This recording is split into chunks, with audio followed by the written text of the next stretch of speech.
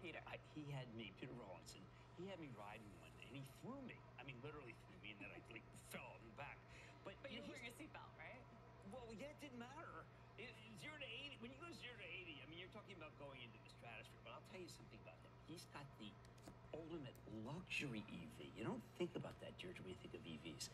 His vehicle reminds me of the top of the line BMW Mercedes. And that's very exciting because I think you need some different differentiator.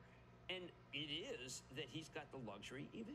So then where does that sit? Well, Tesla sort of was thought of to have the luxury EV, right? But now they've moved more and more into the mainstream. Exactly. And you've also been pretty bullish on some of the traditional ones. Ford, I know you love Ford. To be. Look, Ford because of the F-150 Lightning. Yeah. Now, Ford does have problems in getting product. I ordered a Maverick, which is their mini truck, in March. Well, I'm going to get it in March. 1 year later. But that's the chips, and that's trying to get it so that it's got EPA regulations so that it can say that they're 40 miles plus. But, Georgia, this is a remarkable time because you either are in EVs, which to me means that you're in tech, or you're in internal combustion engine, which means you're in typewriter. So this is my question then. A lot of what we talk about here are these tech companies, and Tesla very much thought of across the board as a tech company, not just an automaker. But where does that leave the legacy guys? Especially you bring up the chip shortage, right? And Tesla engineers were able to sort of rewrite their chips so that they could avoid some of the most painful parts of the chip shortage. But the other automakers, do they have their eye on that? Yes. Are they going to be able to keep up? No. And I'll tell you what. I mean, you take look. I think that they have a lot of things going for them, but you have to accept the fact that their big earnings are still from ICE. If you look at Ford, what they need to do is sell that Rivian and build gigantic mega battery factories, giga, mega, doesn't matter, because they're short batteries. They can't make all that they need. You never hear of Musk being short anything, and that is because he's also an amazing supply chain guy, as well as someone who's willing to poke fun to an elderly senator.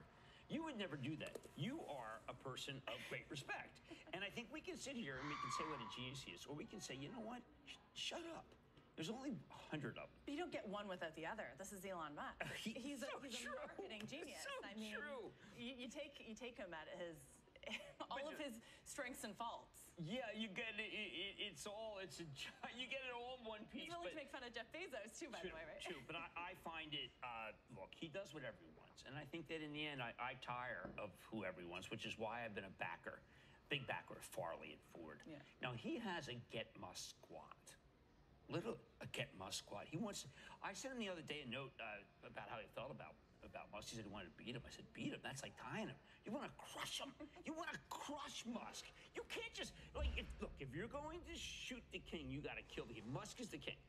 And what I don't want to see is that Musk get away so far from GM and Ford that those two companies employ hundreds of thousands of people all over the globe, that they're somehow left behind. So do you think that he can kill Musk or just sort of Farley's a competitive guy. I know. All right. He will kill him in the truck. Okay. Absolutely. Nothing's. You don't think the Cybertruck is? No. The F-150. Okay. Is going to. The Lightning F-150 will be a joy. It'll be joyous. Have you tried like your house? No. I mean, I have an F-350, which is a super dude. Okay. But I do think that what's exciting about what Farley wants to do is be the first guy who crushes him, and that was the Mustang Mach-E. He would tell you, look, that was the car driver car, car dealer. How about Lucid getting the EV car of the year without even having a That's car? Right, this morning. What do you think of that?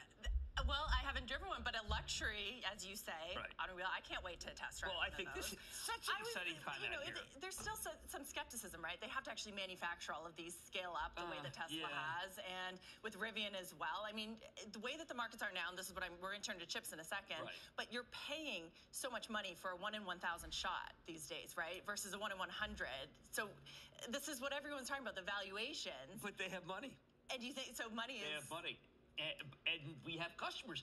Think about it. I met with the Amazon sustainability officer about a month ago. They'll 100,000 Rivian. They'll buy every Rivian. Rivian never has to come up with a product that even sells just beyond sell to Amazon. Yeah, well, look at Amazon. I mean, they need every truck in the world, and they've got really stringent carbon requirements. Now, I have Chevron on tonight, and Chevron's even trying to be carbon. They can't be carbon neutral because that's absurd. But everybody wants, when I talk with companies out here, the first thing out of their mouths after their product is, and did you see our sustainability report? Yes. Now, Deirdre, are there any of the sustainability reports to you, without mentioning particular company, phony, or do you think that they all really have a plan? Maybe pie in the sky planned, right? Really? Tell me. All the intentions are there. They get there. I think that they're making really important progress, let's say. But you have to approach it with a little bit of skepticism. But who is? As well. Who is holding their feet to the fire? Who is saying, wait a second, that is ridiculous. That airline does not have, it's not carbon neutral. They're polluters. Who is saying enough? Well, who should it be? Well, I think that the SEC should be looking at every one of these claims. And I think they should be hiring people who understand it. Look, they should be hiring auditors and accountants who literally do this kind of checking. Because as far as I'm concerned,